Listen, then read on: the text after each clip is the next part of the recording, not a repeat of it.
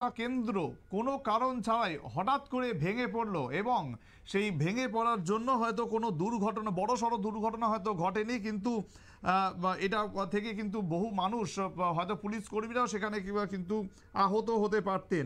বটতলা চক্করের ছবিটা আপনারা এই মুহূর্তে দেখতে পাচ্ছেন। বটতলা চক্করে বসানো পুলিশ সহায়তা কেন্দ্র কোনো হাওয়া বাতাস ছাড়াই কিন্তু সেখানে ভেঙে পড়ে এবং গুরুতরভাবে কেউ আহত না হলেও বিরাট একটা দুর্ঘটনা ঘটে যেতে পারতো ঠিকাদারের খামখেয়ালিপনার জন্য, এমনটাই কিন্তু জানা যাচ্ছে।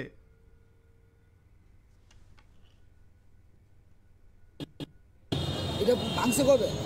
এই 10 মিনিট আগে ভাঙছে। কেমনে 1 ইঞ্চিও বইছে না মাটির তলে গর্ত। কেমনে ভাঙছে কেমনে? পাতা খাইতে পরে বাঁচছে।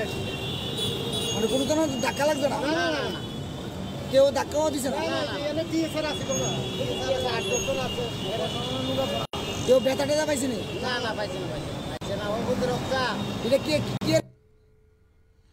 দেখতেই পেলেন ঠিকাদারের বিরুদ্ধে খামখেয়ালিপনার অভিযোগ তুলেছেন স্থানীয়রা। সুতরাং আজ একটি বড়সড় দুর্ঘটনা ঘটতে পারত, ঝড় বৃষ্টি ছাড়াই এই ধরনের একটা ঘটনা, যে কোনো মানুষ সেখানে আহত হতে পারতেন, পুলিশ কর্মীরা সেখানে আহত হতে পারতেন, কিন্তু বেঁচে গেলেও কিভাবে এই ধরনের কাজ তারা করতে পারেন সে নিয়ে কিন্তু প্রশ্ন তুলছেন স্থানীয়রা। নিচ্ছি আরো একটি বিরতি, সঙ্গে থাকুন।